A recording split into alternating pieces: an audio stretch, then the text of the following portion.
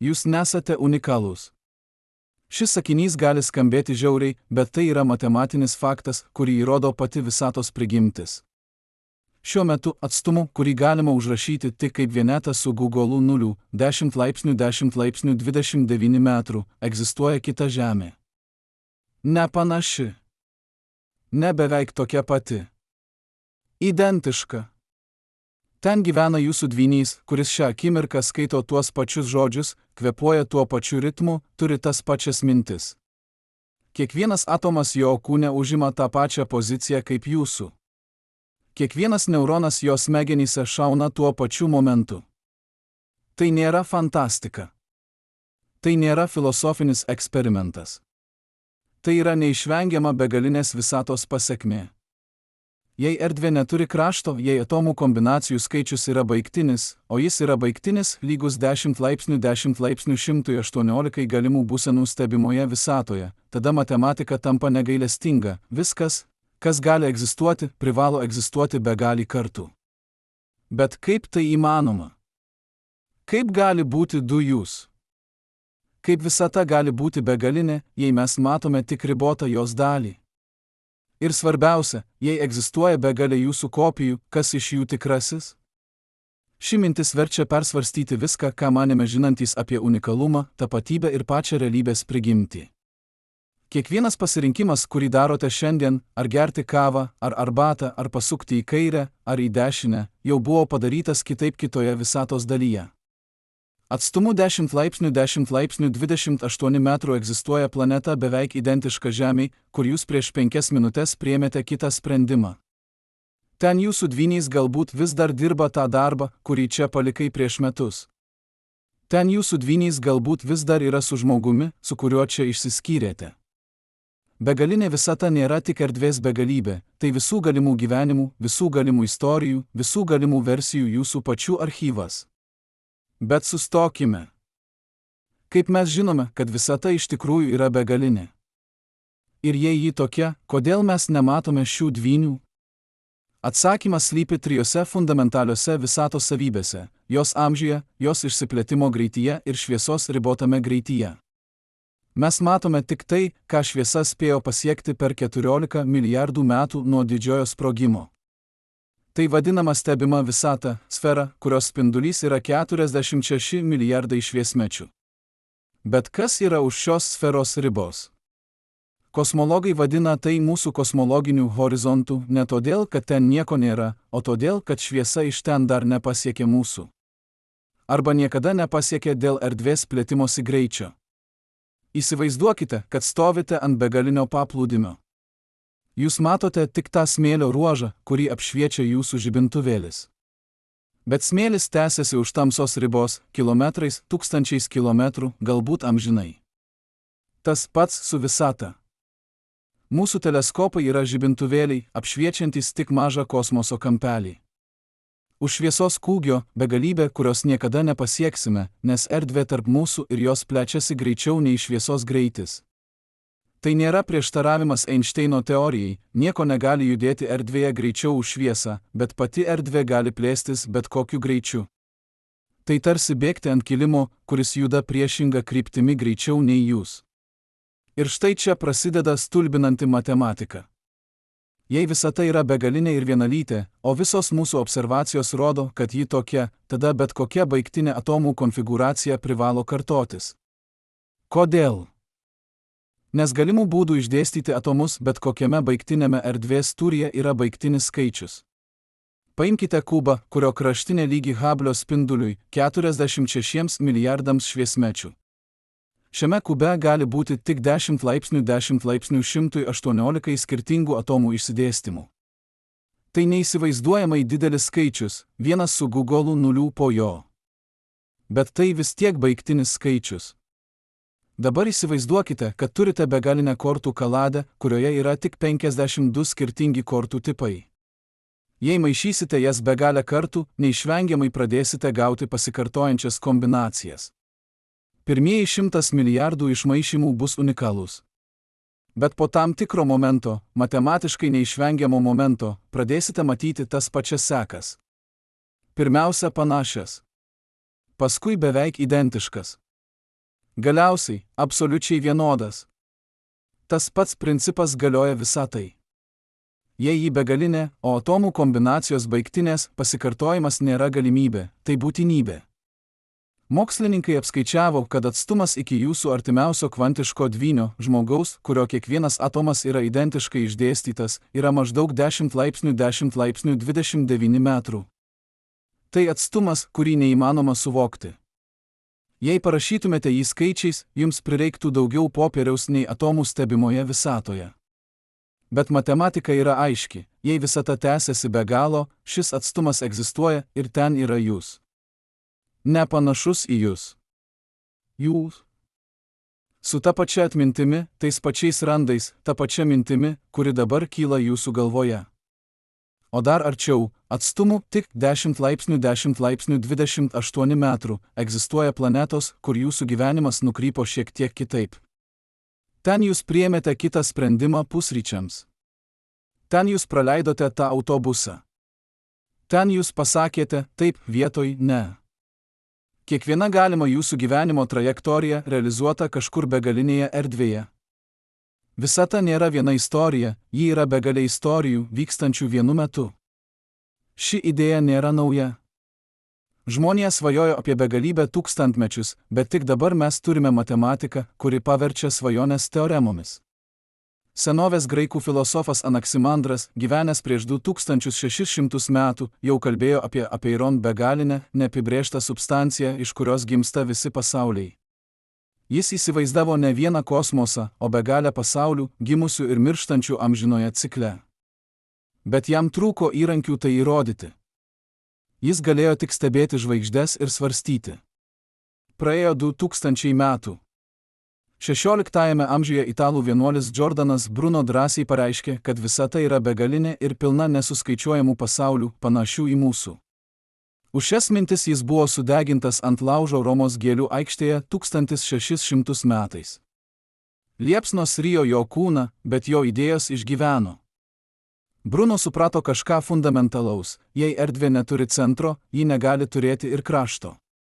Jei Saulė yra tik viena iš daugelio žvaigždžių, kodėl Žemė turėtų būti vienintelė planeta su gyvybe? Jo logika buvo paprasta, bet revoliucinga. Deja, jo epocha dar nebuvo pasirengusi. Tik 20-ajame amžiuje, kai Edvinas Hubble'as nukreipė savo teleskopą į tai, kas atrodė kaip migloti debesys mūsų galaktikoje, tiesa atsiskleidė. Tai nebuvo debesys. Tai buvo visos galaktikos, salos visatos vandenyne, kiekviena su 100 milijardų žvaigždžių. 1929 metais Hubble'as paskelbė atradimą, kuris amžiams pakeitė kosmologiją, visata plečiasi. Galaktikos tolsta viena nuo kitos ne todėl, kad jos juda erdvėje, o todėl, kad pati erdvė tarp jų auga.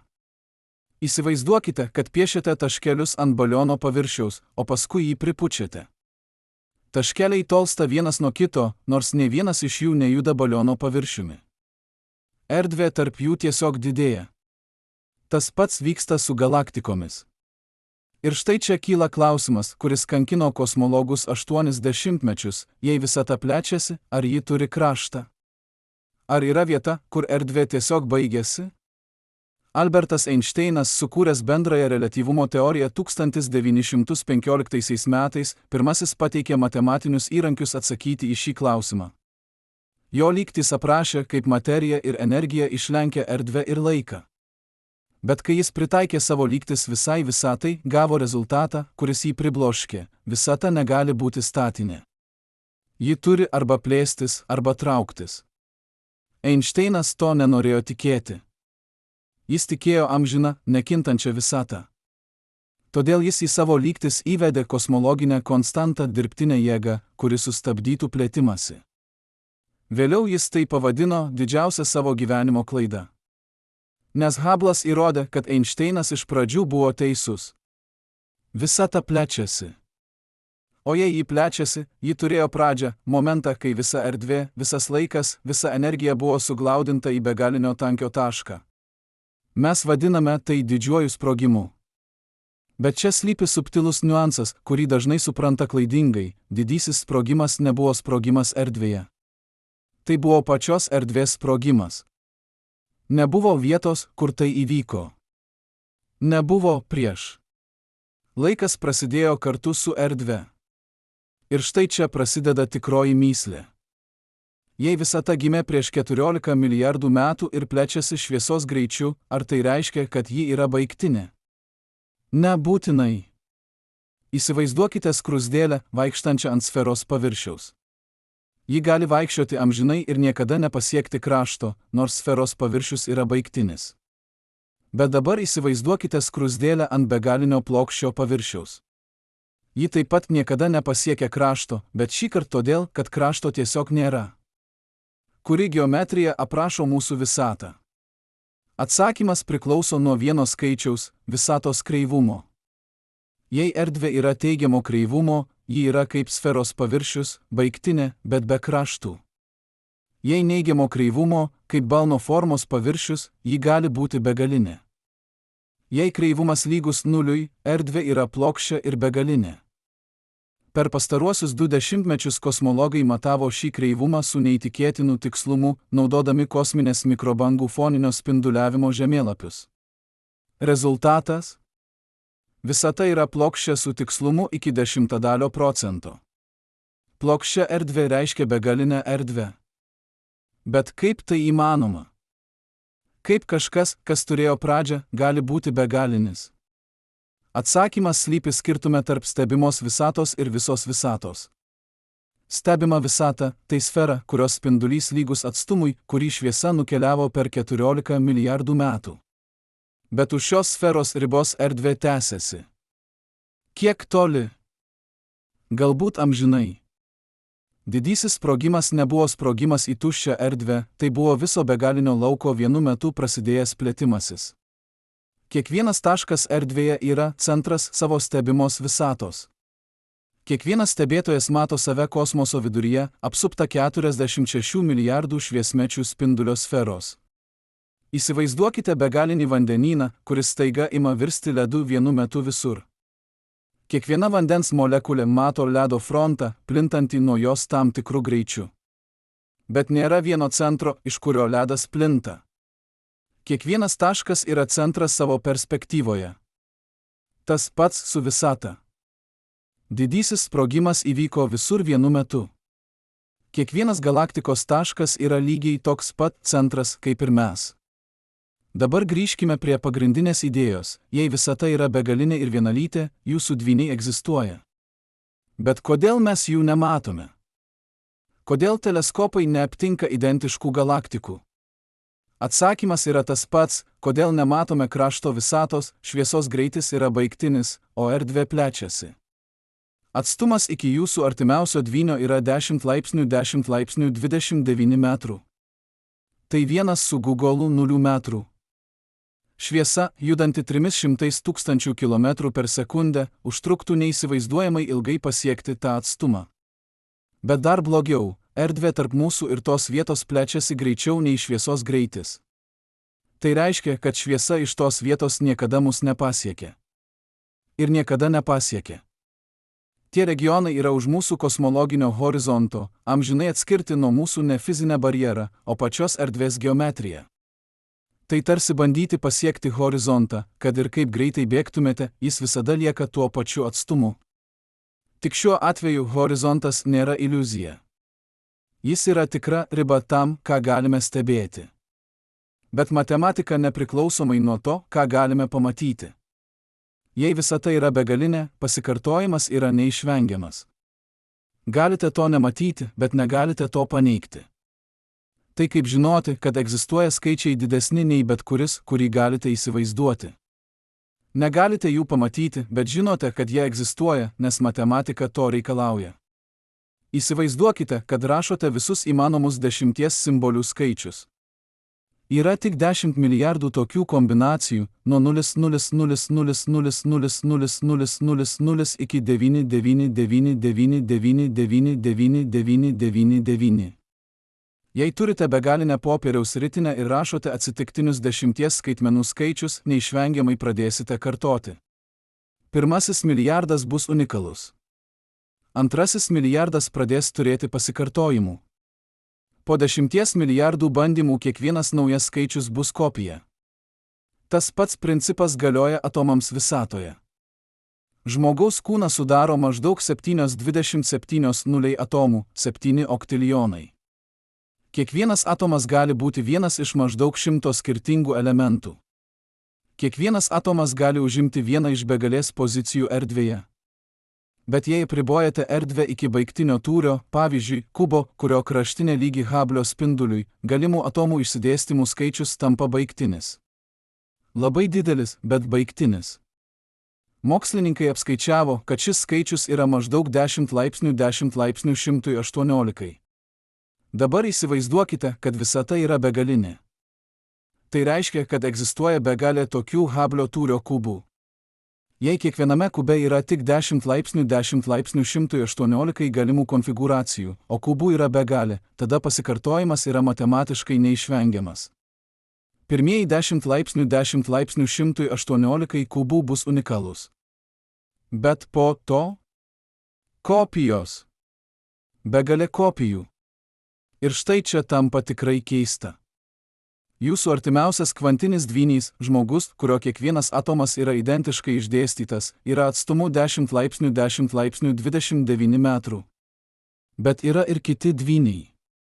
Atstumu 10 laipsnių 28 metrų yra žmogus, kuris beveik identiškas jums, bet vienas atomas yra šiek tiek kitoje vietoje. Galbūt vienas neuronas jo smegenyse šovė milisekundę anksčiau. Galbūt jis prieš 5 minutes nusprendė gerti arbatą vietoj kavos. Mažas skirtumas, bet skirtumas. Dar arčiau, atstumu 10 laipsnių 27 metrų, yra žmogus, kuris atrodo kaip jūs, bet priėmė kitą sprendimą prieš metus. Galbūt jis vis dar dirba tą darbą, kurį jūs palikote. Galbūt jis vis dar yra su žmogumi, su kuriuo jūs išsiskyrėte. Kiekvienas galimas jūsų gyvenimo kelias realizuotas kažkur begalinėje erdvėje. Kiekvienas pasirinkimas, kurį darėte, buvo padarytas kitaip kitoje vietoje. Visata nėra viena istorija, ji yra begalė istorijų, vykstančių vienu metu, amžinai atskirtos erdvės plėtimusi. Kiekvieną kartą, kai svarstote sprendimą, ar priimti tą darbo pasiūlymą, ar paskambinti tam žmogui, ar pasakyti tiesą, kažkur begalinėje visatoje jūsų dvynys pasirenka kitaip. Ir abu pasirinkimai yra vienodai tikri. Abi istorijos vyksta. Abi versijos jūsų gyvena savo gyvenimus, nežinodamos viena apie kitą, amžinai atskirtos atstumu, kurio niekada neįmanoma įveikti. Begalinė visata nėra tik erdvės begalybė. Tai galimybių begalybė. Tai viskas, kas gali būti, yra. Bet sustokime prie pačios šios minties ribos ir pažvelkime giliau. Kaip iš tikrųjų veikia šis kosminis pasikartojimo mechanizmas? Kodėl matematika tokia negailestinga? Atsakymas slypi ne filosofijoje, o grynosios kombinatorikos dėsniuose, srityje, kur skaičiai diktuoja realybę griežčiau nei bet koks fizikos įstatymas. Įsivaizduokite, kad turite dėžę su spalvotais karoliukais, raudonais, mėlynais, žaliais. Tik 3 spalvas. Jei verčiate juos ant stalo ir bandote sudėlioti skirtingas kombinacijas, pirmieji keli bandymai bus unikalūs. Bet po 100 bandymų, po 1000, neišvengiamai pradėsite matyti tas pačias sekas. Ne todėl, kad karoliukai nori kartotis. Todėl, kad galimybės išseko. Tas pats principas valdo visatą, tik vietoj karoliukų turime atomus, o vietoj stalo begalinę erdvę. Kiekvieną kartą, kai maišote kortų kaladę, iš tikrųjų atliekate tą patį procesą. Yra tik 82 kvintilijonai galimų kortų išdėstymo būdų standartinėje 52 kortų kaladėje. Skamba kaip begalybė, bet tai nėra begalybė. Tai baigtinis skaičius. Jei maišytumėte kortų kaladę kiekvieną sekundę nuo didžiojo sprogimo pradžios, vis tiek nebūtumėte išbandę visų kombinacijų. Bet jei turėtumėte begalinį laiką ir begalinę kaladę, tada kiekviena kombinacija pasirodytų ne vieną kartą, ji pasirodytų begalę kartų. Dabar pakeiskime kortų kaladę atomais. Paimkime tūrį lygų jūsų kambariui, tarkime 50 kubinių metrų. Kiek skirtingų būdų galima išdėstyti atomus šiame tūryje? Mokslininkai apskaičiavo maždaug 10 laipsnių 64. Tai skaičius su 10,64 nulių. Jūsų protas negali suvokti tokio dydžio. Bet tai vis tiek baigtinis skaičius.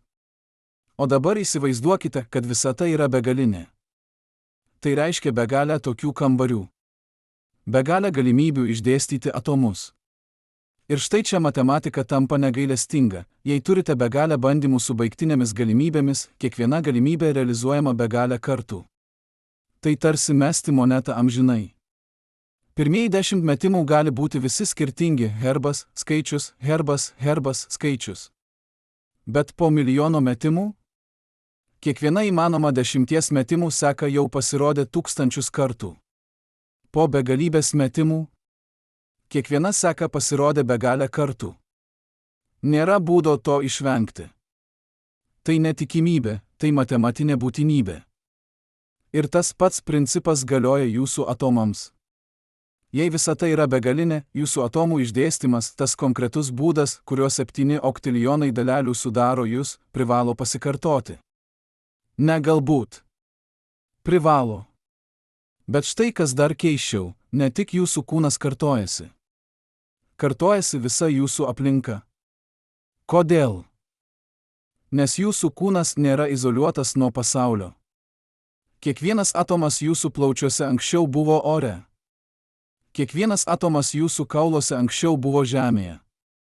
Kiekvienas atomas jūsų kraujyje anksčiau buvo vandenyje. Jūs nesate atskiras nuo žemės, jūs esate žemės dalis, laikinai organizuota į sąmonės formą.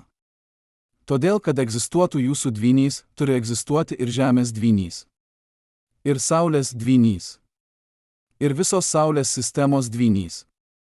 Visas kontekstas turi kartotis, nes jūs negalite egzistuoti be konteksto. Įsivaizduokite, kad bandote nukopijuoti vieną sakinį iš knygos, bet neturite knygos. Negalite. Sakinys egzistuoja tik knygos kontekste. Tas pats su jumis. Jūs egzistuojate tik Žemės kontekste. Žemė egzistuoja tik Saulės sistemos kontekste. Saulės sistema egzistuoja tik paukščių tako kontekste. Todėl, kad egzistuotų jūsų dvynys, turi būti nukopijuota visa grandinė. Ir yra. Atstumu 10 laipsnių 29 metrų egzistuoja ne tik jūsų dvynys, egzistuoja visa jūsų realybės kopija. Dabar pažvelkime į tai iš kito kampo. Kodėl būtent toks atstumas 10 laipsnių 29 metrų? Kodėl ne arčiau? Atsakymas slypi tikimybėje. Įsivaizduokite, kad ieškote konkretaus žmogaus planetoje su 8 milijardais gyventojų. Tikimybė, kad pirmasis žmogus, kurį sutinkate, bus tas, kurio ieškote, yra 1 iš 8 milijardų. Labai maža. Bet jei tikrintumėte kiekvieną žmogų planetoje, tikimybė tampa 100%. Tas pats principas galioja ieškant jūsų dvynio visatoje. Kuo toliau keliaujate, tuo daugiau bandymų atliekate, tuo didesnė tikimybė rasti tikslę atitiktį. Mokslininkai apskaičiavo, kad vidutinis atstumas tarp dviejų identiškai išdėstytų Hubble tūrio sferų yra maždaug 10 laipsnių 29 metrų. Tai netikslus atstumas, tai statistinis vidurkis. Jūsų dvynys gali būti šiek tiek arčiau arba šiek tiek toliau. Bet tai yra mastelis, kuriame matematika garantuoja pasikartojimą. Tai tarsi pasakyti, kad jei mėtysite kauliuką pakankamai kartų, vidutiniškai kas 6 kartą iškris šešetas. Gali iškris anksčiau, gali vėliau, bet vidutiniškai kas 6 kartą. Tas pats su kosminiu pasikartojimu. Ir štai čia tampa tikrai sunku suvokti, tarp jūsų ir jūsų tolimiausio dvynio yra begalė kitų versijų. Įsivaizduokite spektrą. Vienoje pusėje – jūs, čia ir dabar. Kitoje pusėje – jūsų tobulas kvantinis dvynys atstumu 10 laipsnių 29 metrų. Bet tarp šių dviejų kraštutinumų yra begalė tarpinių versijų. Atstumu 10 laipsnių 28 metrų – versija, kur vienas atomas skiriasi. Atstumu 10 laipsnių 27 metrų – versija, kur skiriasi 1000 atomų. Kuo arčiau, tuo didesni skirtumai. Kuo toliau, tuo mažesni. Tai tarsi žiūrėti į save per iškraipytą veidrodį. Arčiausias atspindys beveik tikslus, bet šiek tiek iškraipytas. Tolesnis atspindys labiau iškraipytas. Dar tolesnis, beveik neatpažįstamas. Bet kažkur labai toli yra veidrodis, kuris atspindi jūs tobulai. Ir už jo dar vienas tobulas atspindys. Ir dar vienas. Begalė tobulų atspindžių, atskirti neįsivaizduojamais atstumais, bet visi vienodai tikri. Visi vienodai jūs. Kiekvieną kartą, kai žiūrite į veidrodį namuose, iš tikrųjų matote tik vieną iš begalės atspindžių. Kiti atspindžiai egzistuoja už jūsų kosmologinio horizonto, amžinai nepasiekiami, bet ne mažiau tikri. Kiekvienas jūsų judesys, kiekviena jūsų mintis, kiekvienas jūsų kvėpavimas kartojamas begalę kartų begalinėje erdvėje. Jūs nesate unikalus. Jūs esate šablonas, besikartojantis per visą kosmoso audinį. Bet dabar pakilėkime dar aukščiau ir pažvelkime, kaip šis pasikartojimo principas siejasi su kitomis visatos savybėmis. Nes begalinė visata nėra tik erdvės begalybė, tai dar ir laiko, energijos, informacijos begalybė. Ir visos šios begalybės sąveikauja keistais, netikėtais būdais. Pradėkime nuo laiko. Mes įpratę galvoti apie laiką kaip apie strėlę, nukreiptą iš praeities į ateitį. Bet begalinėje visatoje laikas įgauna kitą matmenį. Jei viskas, kas gali įvykti, įvyksta kažkur erdvėje, tada praeitis, dabartis ir ateitis egzistuoja vienu metu, tik skirtingose vietose. Įsivaizduokite ilgą traukinį vykstantį per šalį. Kiekvienas vagonas yra skirtingas momentas laike. Pirmajame vagone – jūsų gimimas. Viduryje – šis momentas. Paskutinėme – jūsų mirtis. Jei stovite ant bėgių ir žiūrite, kaip traukinys praeina, matote tik vieną vagoną vienu metu dabartį. Bet visi vagonai egzistuoja vienu metu. Praeitis neišnyko, ji tiesiog yra kitoje vietoje. Ateitis dar neatėjo jums, bet ji jau egzistuoja kitame vagone. Tas pats principas galioja begalinėje visatoje. Kiekvienas momentas jūsų gyvenimo egzistuoja kažkur erdvėje kaip užšaldyta konfigūracija atomų. Atstumu 10 laipsnių 29 metrų yra jūs, šis momentas. Bet atstumu 10 laipsnių 30 metrų, jūs prieš 10 metų. Atstumu 10 laipsnių 28 metrų, jūs po 10 metų. Begalinė erdvė tampa laiko archyvu, kur kiekvienas momentas išsaugotas kaip fizinė struktūra. Tai ne metafora. Tai matematinė pasekmė begalybės ir pasikartojimo. Jūsų praeitis nėra išnykusi, ji gyvena kažkur kaip atomų išdėstymas. Jūsų ateitis dar neatėjo jums, bet ji jau egzistuoja kaip kita atomų konfigūracija kitoje vietoje. Kiekvieną kartą, kai prisiminate praeitį, iš tikrųjų atkuriate atomų išdėstymą, kuris vis dar egzistuoja kažkur begalinėje erdvėje. Atmintis nėra tik neuronų šaudimas, tai ryšys su kitu kosmoso regionu, kur ta praeitis vis dar vyksta. Ne fizinis ryšys, žinoma, šviesa iš ten niekada jūsų nepasiekė. Bet matematinis ryšys. Informacinis ryšys. Jūsų smegenys atkuria struktūrą, kuri egzistuoja nepriklausomai už jūsų kosmologinio horizonto. Dabar pereikime prie energijos. Vienas iš fundamentaliausių fizikos dėsnių – energijos išsaugojimo dėsnis. Energija negali būti sukurta ar sunaikinta, tik transformuota.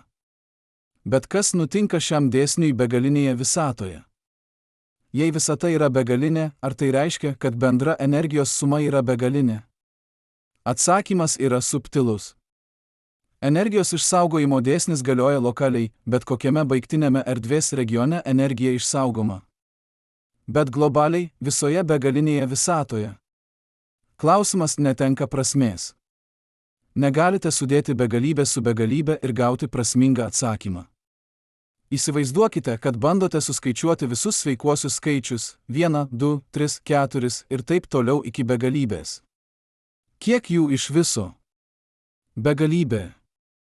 Dabar įsivaizduokite, kad bandote suskaičiuoti visus lyginius skaičius – 2, 4, 6, 8. Kiek jų? Taip pat begalybė. Bet ar abi begalybės vienodos? Matematiškai taip, abi yra ta pati begalybė. Bet intuityviai atrodo, kad lygių skaičių turėtų būti perpus mažiau. Tas pats paradoksas galioja energijai begalinėje visatoje. Kiekvienas baigtinis regionas turi baigtinę energiją. Bet begalė regionų turi begalinę energiją? Ar tai reiškia, kad visata turi begalinę energiją? Matematika sako taip, bet fizika nesugeba to išmatuoti. Kiekvieną kartą, kai įjungiate šviesą, iš tikrųjų transformuojate vieną energijos formą į kitą, elektros energiją į šviesos energiją. Tas pats procesas vyksta visur visatoje vienu metu. Begalė lempučių įsijungia begalėje planetų. Begalė žvaigždžių sprogsta. Begalė juodųjų skylių ryja materę. Visa ši energija transformuojama, bet niekada nesunaikinama. Visata yra amžinas energijos šokis, kur kiekvienas žingsnis kartojamas begalę kartų skirtingose scenose. Dabar pažvelkime į informaciją. Šiuolaikinė fizika vis labiau linkusi manyti, kad informacija yra fundamentalesnė už materę ar energiją. Kvantinė mechanika rodo, kad informacija negali būti sunaikinta, tai vadinama informacijos išsaugojimo principu. Bet kas nutinka informacijai begalinėje visatoje? Jei kiekviena atomų konfigūracija kartojasi begalę kartų, ar tai reiškia, kad kiekviena informacijos dalis egzistuoja begalę kartų? Taip. Kiekviena knyga, kurią skaitėte, egzistuoja begalę kartų. Kiekviena mintis, kurią galvojate, galvojama begalę kartų. Kiekvienas žodis, kurį ištarėte, ištariamas begalę kartų. Įsivaizduokite biblioteką su begalėmis knygomis. Bet yra tik baigtinis skaičius galimų knygų, tarkime knygos su milijonu simbolių, kur kiekvienas simbolis gali būti viena iš 26 raidžių. Galimų tokių knygų skaičius yra 26 laipsnių milijonui, neįsivaizduojamai didelis, bet baigtinis. Jei biblioteka yra begalinė, kiekviena galima knyga egzistuoja ne vieną kartą, ji egzistuoja begalę kartų. Tai vadinama Borgeso biblioteka, pagal argentiniečių rašytoją Jorge Luisą Borgesą, kuris įsivaizdavo tokią biblioteką 1941 metais. Bet tai, kas jam buvo fantastika, mums yra matematinė pasekmė begalinės visatos. Kiekvieną kartą, kai rašote žinutę telefonu, iš tikrųjų kuriate informacijos struktūrą, kuri jau egzistuoja begalę kartų begalinėje erdvėje. Jūs neišradate nieko naujo, tik atkuriate tai, kas jau yra. Kiekviena jūsų mintis, kiekvienas jūsų jausmas, kiekvienas jūsų sprendimas, visa tai jau egzistuoja kaip informacijos struktūra kažkur už jūsų horizonto. Jūs nesate kūrėjas. Jūs esate atradėjas, keliaujantis per begalinį informacijos lauką. Ir štai čia viskas susijungia į vieną stulbinančią išvadą.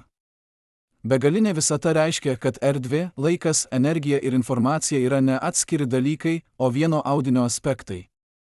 Kiekvienas atomų išdėstymas yra vienu metu vieta erdvėje, momentas laike, energijos konfigūracija ir informacijos struktūra. Jūs nesate tik kūnas erdvėje.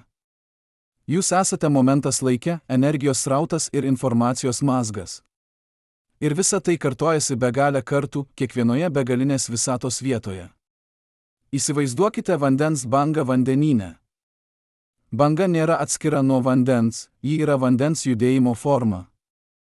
Banga kyla, ritasi, griūva, bet vanduo lieka. Tas pats su jumis. Jūs esate banga kosminėme vandenyne, laikina atomų organizacijos forma, kylanti iš kvantinio lauko, egzistuojanti akimirką, grįžtanti atgal. Bet skirtingai nuo bangos, jūs esate sąmoninga banga. Jūs galite stebėti save. Jūs galite klausti, kodėl egzistuojate. Ir atsakymas yra, nes begalinėje visatoje viskas, kas gali egzistuoti, privalo egzistuoti.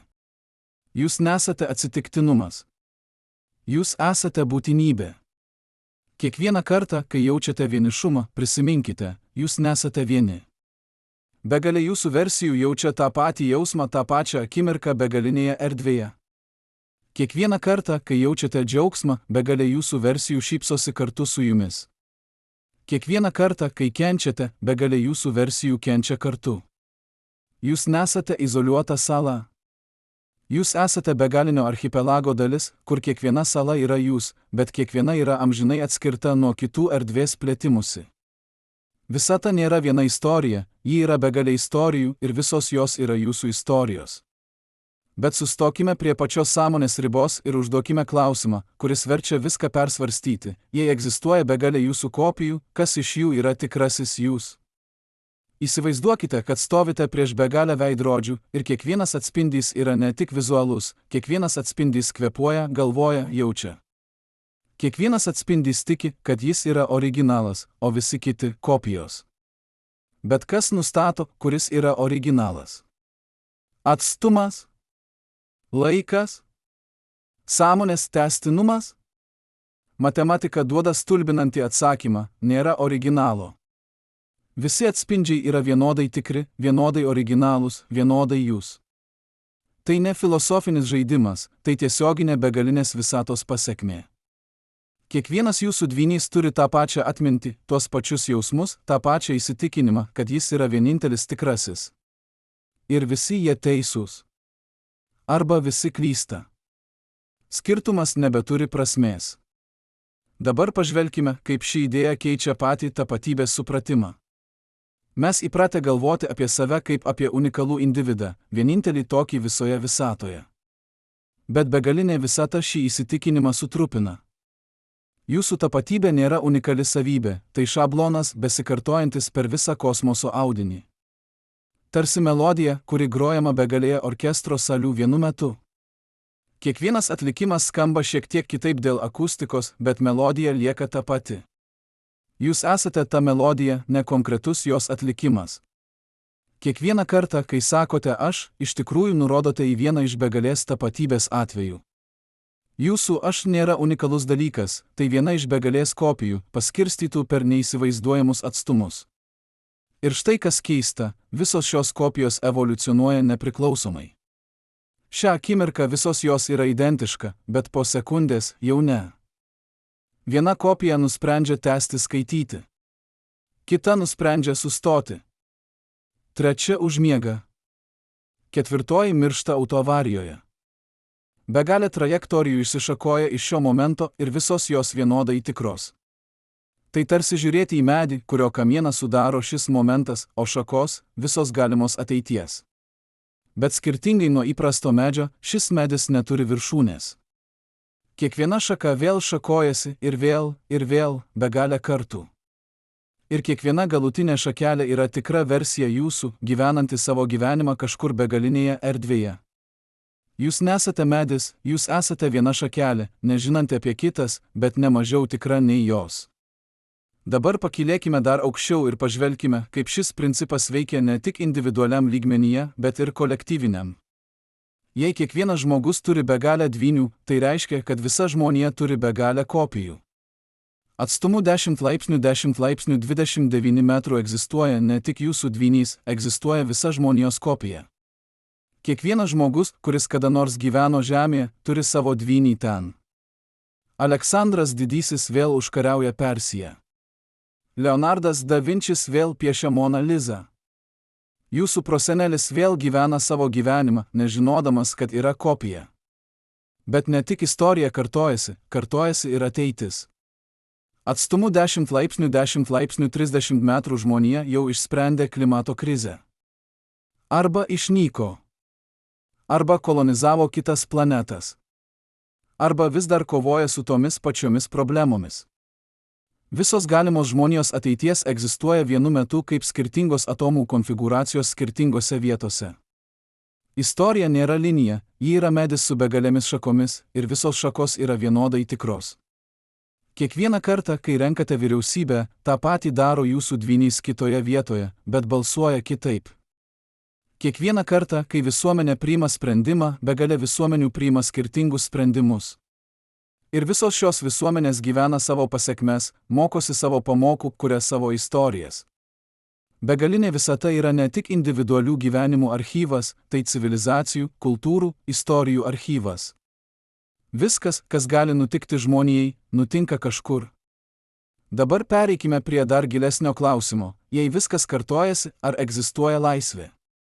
Jei kiekvienas jūsų pasirinkimas jau realizuotas kažkur begalinėje erdvėje, ar jūs iš tikrųjų renkatės? Atsakymas yra paradoksalus, taip ir ne. Iš vienos perspektyvos jūsų pasirinkimai yra laisvi, niekas jūsų neverčia pasirinkti vienaip ar kitaip. Bet iš kitos perspektyvos, visi galimi pasirinkimai jau egzistuoja kaip fizinės struktūros. Jūs renkatės laisvai, bet jūsų pasirinkimas nėra unikalus, jis yra vienas iš begalės. Tai tarsi žaisti šachmatais su begalėmis lentomis vienu metu. Kiekvienoje lentoje darote skirtingą ėjimą. Kiekvienas ėjimas yra laisvas, niekas jūsų neverčia. Bet visos galimos partijos jau vyksta vienu metu. Jūsų laisvė yra tikra, bet ne unikali.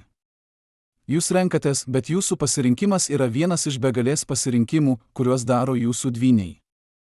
Laisvė ir determinizmas nėra priešingybės, jos yra du tos pačios realybės aspektai, matomi iš skirtingų perspektyvų.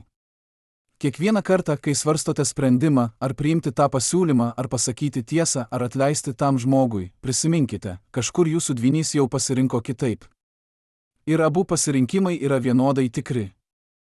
Tai nereiškia, kad jūsų pasirinkimas nesvarbus, priešingai, jis svarbus būtent todėl, kad nustato, kuri iš begalės trajektorijų yra jūsų. Jūs negalite kontroliuoti, ką daro jūsų dvyniai, bet galite kontroliuoti, ką darote jūs. Ir tai yra vienintelė laisvė, kuri iš tikrųjų svarbi. Dabar pažvelkime, kaip šis principas veikia ne tik erdvėje, bet ir laike.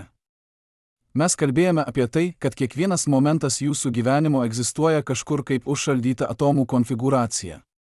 Bet kas nutinka su laiko tėkme? Jei viskas egzistuoja vienu metu, ar laikas iš tikrųjų teka? Fizika duoda stulbinantį atsakymą: laikas neteka, mes tekame per laiką. Įsivaizduokite filmą. Visi kadrai egzistuoja vienu metu ant juostos, bet kai žiūrite filmą, matote tik vieną kadrą vienu metu. Judėjimas yra iliuzija, sukurta jūsų sąmonės, kuri skaito kadrus nuosekliai. Tas pats principas galioja jūsų gyvenimui. Visi jūsų gyvenimo momentai egzistuoja vienu metu kaip skirtingos atomų konfigūracijos begalinėje erdvėje. Bet jūsų sąmonės skaito juos nuosekliai, sukurdama laiko tėkmės iliuziją.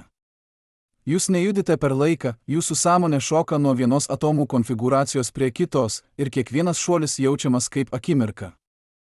Praeitis neišnyko, ji vis dar egzistuoja kaip viena konfigūracija. Ateitis dar neatėjo, bet ji jau egzistuoja kaip kita konfigūracija. Dabartis yra tik ta konfigūracija, kurią jūsų sąmonė dabar skaito. Kiekvieną kartą, kai žiūrite į laikrodį, iš tikrųjų stebite savo sąmonės judėjimą per atomų konfigūracijų seką. Laikrodis nerodo laiko tėkmės, jis rodo jūsų poziciją laiko peizaže. Tarsi žemėlapis, rodantis, kur esate kalnuose, bet ne pats kalnas. Laikas nėra upė, kuri teka, tai peizažas, per kurį keliauja jūsų sąmonė. Ir kiekvienas taškas tame peizaže egzistuoja amžinai kaip fizinė struktūra begalinėje erdvėje. Dabar sujunkime viską į vieną stulbinančią viziją. Begalinė visata reiškia, kad erdvė, laikas, materija, energija, informacija, sąmonė, visa tai yra vieno begalinio audinio aspektai. Kiekvienas atomų išdėstymas yra vienu metu vieta, momentas, dalykas, procesas, mintis ir patyrimas. Jūs nesate atskiras nuo visatos, jūs esate būdas, kuriuo visata patiria pati save. Kiekvienas jūsų pojūtis, kiekviena jūsų mintis, kiekvienas jūsų jausmas yra visatos savęs pažinimo aktas. Ir šis aktas kartojasi begalę kartų, kiekvienoje begalinės erdvės vietoje. Įsivaizduokite vandenyną, kuris staiga įgauna sąmonę tūkstančiuose vietų vienu metu. Kiekviena sąmonės vieta mano, kad ji yra atskira nuo vandens, bet iš tikrųjų ji yra vandens būdas pažinti save. Kiekviena banga mano, kad ji unikali, bet visos bangos yra to paties vandens judėjimas. Tas pats su jumis. Jūs manote, kad esate atskiras nuo visatos, bet iš tikrųjų esate visatos būdas pažinti save. Ir šis pažinimas vyksta begalę kartų, kiekvienoje jūsų dvynio vietoje. Kiekvieną kartą, kai stebite saulėlydį, visata stebi save per jūsų akis. Kiekvieną kartą, kai jaučiate meilę, visata jaučia meilę sau. Kiekvieną kartą, kai kenčiate, visata kenčia su jumis. Jūs nesate stebėtojas, žiūrintis į visatą iš išorės, jūs esate visatos vidinis organas, per kurį ji patiria pati save. Ir šis organas egzistuoja begalę kartų, kiekvienoje begalinės erdvės vietoje, kiekvienas jaučiantis vienišas, kiekvienas tikintis, kad jis vienintelis. Bet štai kas keisčiausia, nors visi jūsų dvyniai yra atskirti neįveikiamais atstumais, nors jūs niekada jų nepamatysite, nors šviesa iš jų niekada jūsų nepasiekė, jūs visi esate susiję. Ne fiziškai, bet matematiškai. Ne per erdvę, bet per struktūrą. Jūs visi esate to paties šablono atvejai, tos pačios lygties sprendiniai, tos pačios melodijos atlikimas. Ir šis ryšys yra gilesnis už bet kokį fizinį ryšį, nes jis yra pačios realybės audinio dalis. Visata nėra viena istorija, ji yra begalė istorijų. Bet visos šios istorijos pasakoja tą patį, apie sąmonę kylančią iš materijos, apie tvarką kylančią iš chaoso, apie prasmę kylančią iš begalybės. Ir kiekviena istorija yra vienodai svarbi, vienodai tikra, vienodai jūsų. Ar jūs kada nors pagalvojate, kad jūsų kasdieniai pasirinkimai, kur dėti švarką, ką valgyti pusryčiams, yra tie patys pasirinkimai, kuriuos daro begalė jūsų versijų šią akimirką? Prisiminkite, kaip pradėjome, jūs nesate unikalūs. Šis sakinys, kuris iš pradžių skambėjo kaip iššūkis jūsų tapatybei, dabar atskleidžia gilesnę tiesą. Jūs nesate unikalūs ne todėl, kad esate nereikšmingas, priešingai, jūs nesate unikalūs todėl, kad esate neišvengiamas. Begalinė visata negalėjo egzistuoti be jūsų. Kiekvienas atomas jūsų kūne, kiekviena mintis jūsų galvoje, kiekvienas pasirinkimas, kurį darote šią akimirką, visa tai yra ne atsitiktinumas, o matematinė būtinybė. Jūs egzistuojate ne todėl, kad turėjote sėkmę kosminėme loterijoje. Jūs egzistuojate todėl, kad begalybė reikalauja jūsų egzistavimo. Bet dabar, kai supratome mechaniką, kombinatoriką, atstumus, pasikartojimus, pakilėkime nuo fizikos prie kažko gilesnio.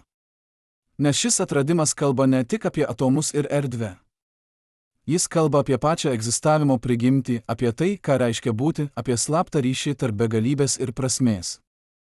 Kiekvieną kartą, kai jaučiate, kad esate vienintelis tokioje situacijoje, prisiminkite, begalė jūsų versijų jaučia tą patį vienišumą tą pačią akimirką ir visi kartu esate mažiau vieni nei bet kada.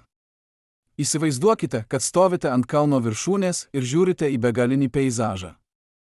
Kiekvienas kalnas, kurį matote, yra skirtingas, bet visi jie sukurti tų pačių geologinių jėgų. Kiekviena upė teka savaip, bet visos paklūsta gravitacijai. Kiekvienas medis auga unikaliai, bet visi jie šakojasi pagal tuos pačius fraktalų principus.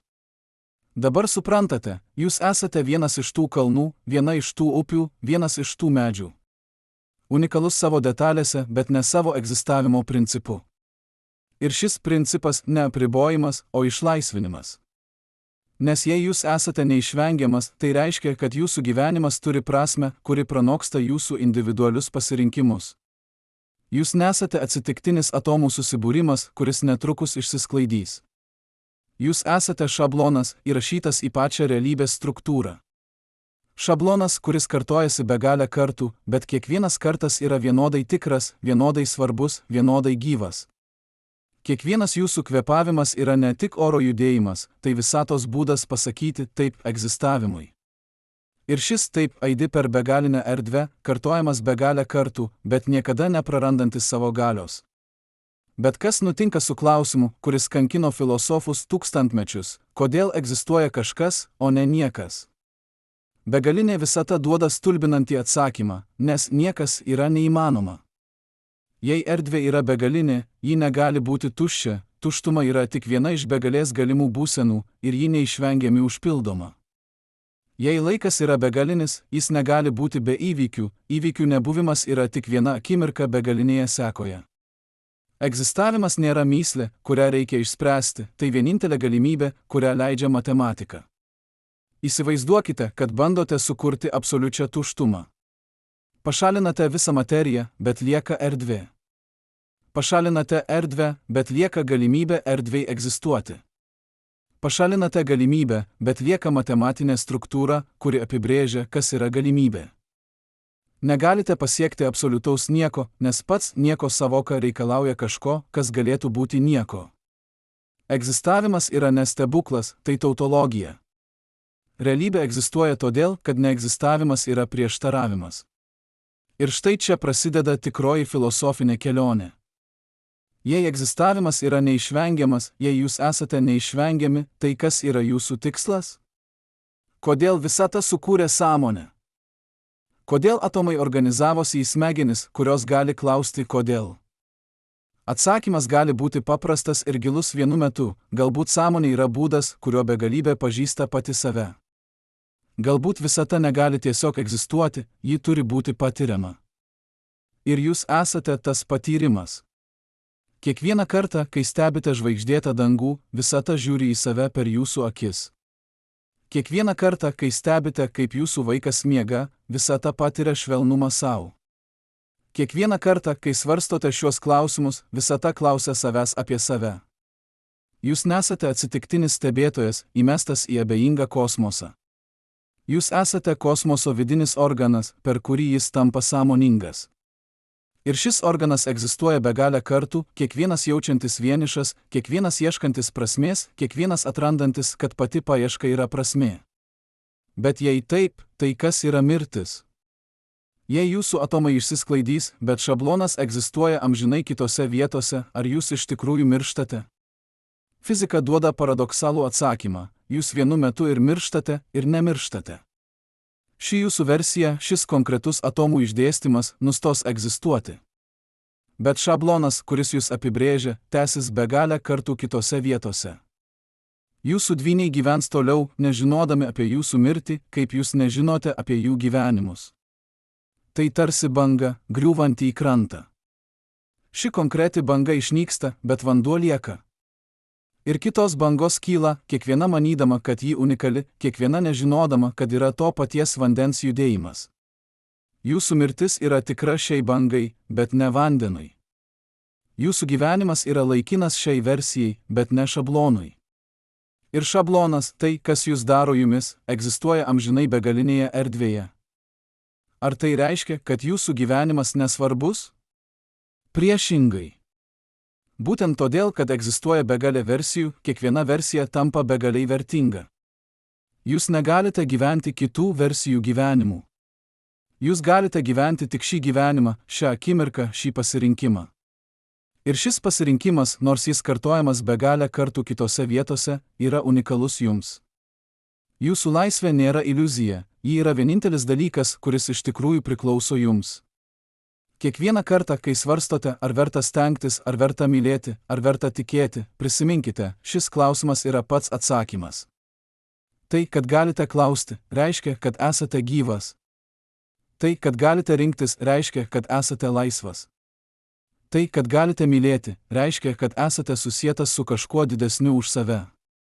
Ir visa tai vyksta ne nepaisant begalybės, o būtent dėl jos. Dabar pakilėkime prie paskutinio klausimo, kuris apima visus kitus: kas yra realybė? Jei egzistuoja begalė versijų visko, kas yra tikra versija? Atsakymas gali būti toks: visos versijos yra vienodai tikros, arba nei viena nėra tikra. Realybė nėra fiksuotas dalykas, tai procesas, srautas, nuolatinė tapyba. Kiekviena atomų konfigūracija yra vienodai tikra, nes kiekviena yra matematiškai galima. Ir matematinė galimybė begalinėje visatoje tampa fizinė būtinybė. Įsivaizduokite, kad realybė yra ne objektas, kurį galite laikyti rankose, o muzika, kuri groja. Kiekviena nata yra tikra tik tą akimirką, kai skamba. Bet melodija egzistuoja kaip visų natų seka. Jūs esate viena nata begalinėje simfonijoje. Jūsų garsas yra laikinas, bet melodija amžina. Ir melodija reikalauja kiekvienos natos, įskaitant jūsų. Ar tai reiškia, kad viskas yra nulemta? Kad jūsų pasirinkimai nereikšmingi? Ne. Tai reiškia, kad jūsų pasirinkimai yra vienintelis dalykas, kuris iš tikrųjų svarbu. Nes nors visos galimybės egzistuoja kažkur, jūs gyvenate tik vieną iš jų. Ir ta viena yra jūsų gyvenimas. Jūs negalite kontroliuoti, kas vyksta kitose vietose. Bet galite kontroliuoti, kas vyksta čia, dabar, šioje versijoje. Ir tai yra vienintelė galia, kurią bet kada turėjote. Kiekvieną kartą, kai renkatės gerumo aktą, kai renkatės meilę vietoj baimės, kai renkatės kūrybą vietoj destrukcijos, jūs nekeičiate viso begalinio audinio. Bet keičiate savo siūlą tame audinyje. Ir jūsų siūlas yra vienintelis, kurį galite pinti. Begalinė visata nereiškia, kad jūsų pasirinkimai nereikšmingi, ji reiškia, kad jūsų pasirinkimai yra vienintelis dalykas, kuris skiria jūsų versiją nuo visų kitų.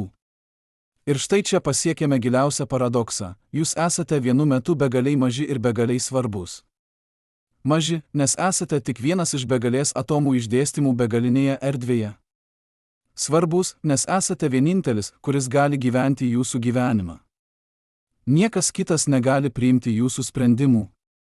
Niekas kitas negali mylėti jūsų meilę. Niekas kitas negali matyti pasaulio jūsų akimis. Jūsų dvyniai gali būti identiška šią akimirką, bet po sekundės jūsų keliai išsiskiria. Ir tas skirtumas – tai jūs. Tai tarsi lašas vandens vandenyne. Lašas yra begaliai mažas palyginti su vandenynu. Bet be to lašo vandenynas nebūtų pilnas. Kiekvienas lašas yra būtinas, nors jų yra begalė. Jūs esate tas lašas. Ir jūsų egzistavimas, nors kartojamas begalę kartų, yra būtinas čia, dabar, šioje vietoje. Grįžkime prie to, nuo ko pradėjome, bet dabar su gilesniu supratimu. Jūs nesate unikalus, bet tai nereiškia, kad esate nereikšmingas. Priešingai, tai reiškia, kad esate dalis kažko neįsivaizduojamai didesnio už save. Jūs esate ne izoliuota sala, o begalinio archipelago dalis. Jūs esate ne vieniša žvaigždė, o dalis begalinės galaktikos. Jūs esate ne atsitiktinis atomų susibūrimas, o neišvengiama begalinės visatos pasekmė. Ir šis supratimas keičia viską. Kai suprantate, kad esate neišvengiamas, nebegalite jaustis atsitiktinis. Kai suprantate, kad esate dalis begalinio audinio, nebegalite jaustis vienišas. Kai suprantate, kad jūsų sąmonė yra visatos būdas pažinti save, nebegalite jaustis beprasmis. Jūs esate ne problema, kurią reikia išspręsti, jūs esate atsakymas į klausimą, kurį visata užduoda sau. Bet kas yra tas klausimas? Galbūt tai, ar galiu pažinti save? Ir jūs esate atsakymas, taip, per sąmonę. Galbūt tai, ar galiu mylėti save? Ir jūs esate atsakymas, taip, per ryšį. Galbūt tai, ar galiu kurti save? Ir jūs esate atsakymas, taip, per pasirinkimą. Kiekvienas jūsų kvėpavimas yra visatos savęs kūrimo aktas. Ir šis aktas kartojamas begalę kartų, bet niekada neprarandantis savo stebuklo. Ar egzistuoja Dievas begalinėje visatoje? Ar egzistuoja prasmė? Ar egzistuoja tikslas?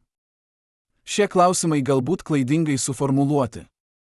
Galbūt Dievas nėra atskiras nuo visatos, galbūt Dievas yra pati begalybė, pažįstanti save per begalę sąmonių. Galbūt prasmė nėra kažkas, ką reikia rasti, galbūt prasmė yra kažkas, ką kuriate kiekvienu pasirinkimu. Galbūt tikslas nėra galutinis punktas, galbūt tikslas yra pati kelionė, kartojama begalę kartų, kiekvieną kartą šiek tiek kitaip. Ir galbūt tai yra didžiausia begalinės visatos dovana, ne atsakymai, o klausimai. Ne tikrumas, o paieška.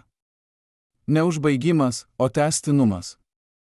Nes jei viskas būtų žinoma, jei viskas būtų nulemta, jei viskas būtų baigta, kas būtų prasmė? Bet jei kiekviena akimirka yra nauja galimybė, jei kiekvienas pasirinkimas yra naujas kelias, jei kiekviena sąmonė yra naujas visatos savęs pažinimo būdas, tada gyvenimas tampa ne problema, o nuotykiu. Kiekvieną kartą, kai žiūrite į žvaigždes ir jaučiate nuostabą, prisiminkite, ta nuostaba yra ne jūsų silpnumas, o jūsų stiprybė. Tai, kad galite stebėtis, reiškia, kad nesate tik mechanizmas. Tai, kad galite klausti, reiškia, kad nesate tik programa.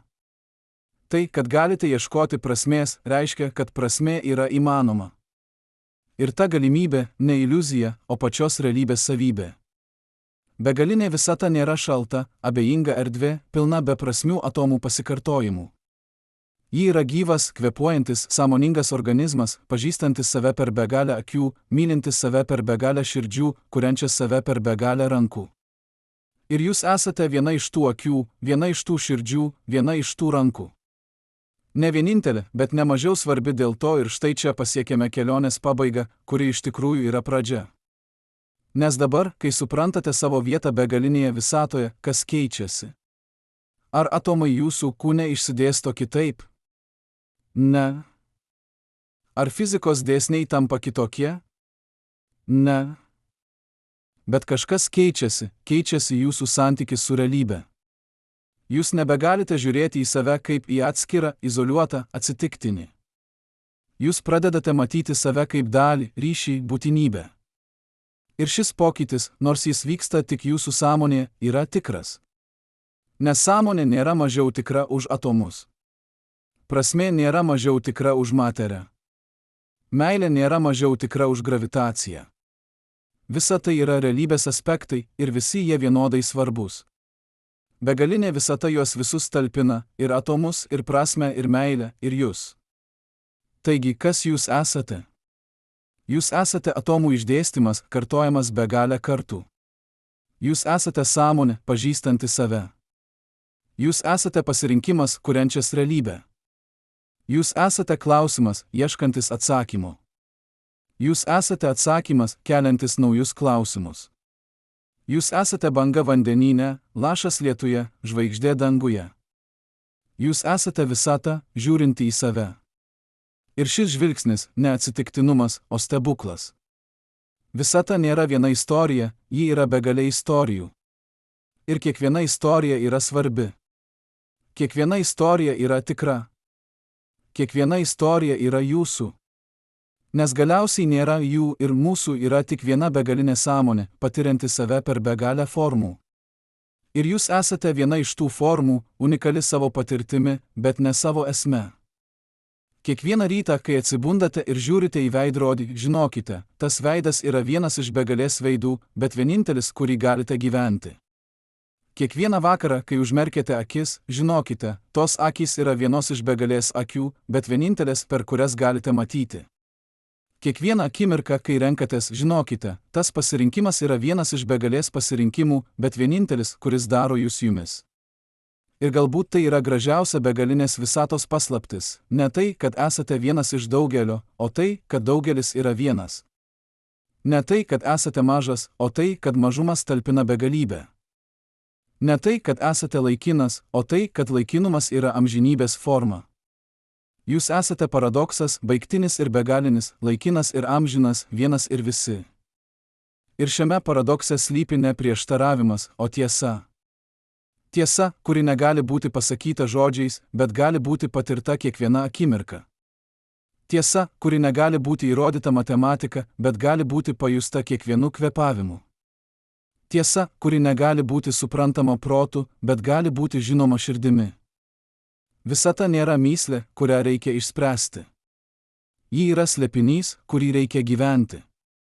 Ir jūs gyvenate jį dabar, šią akimirką, šiuo kvėpavimu. Ne todėl, kad turite. Ne todėl, kad privalote. Bet todėl, kad negalite kitaip. Nes jūs esate gyvenimas pats, pažįstantis save. Ir šis pažinimas ne pabaiga, o amžina pradžia.